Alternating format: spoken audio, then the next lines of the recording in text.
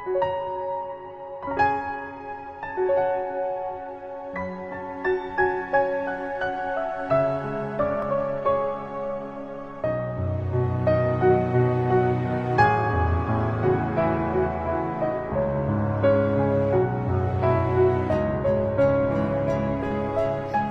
je Bosna od dženneta dio, Mostar grad bi džennet bašća bio, Sarajevo džennetska kapija, Banja Luka džennetska avlija. Sarajevo džennetska kapija, Banja Luka džennetska avlija. Kevser vrelo na buni bi bilo, u Bihaću podne bi učilo, u Travniku sabah se klanjao, ajva s vodom abdest uzimao.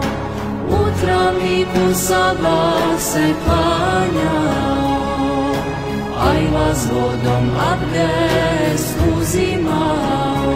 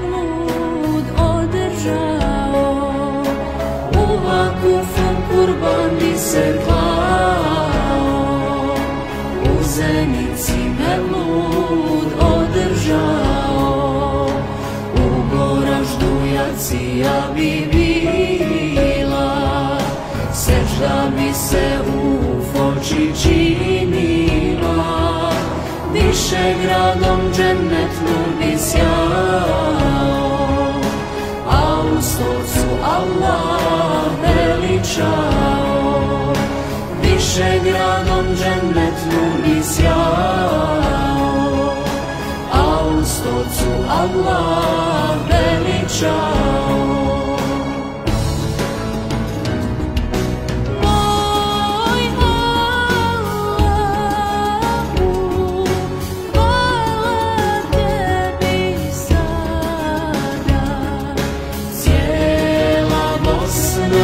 Cijela Bosna na sećdu ti pada.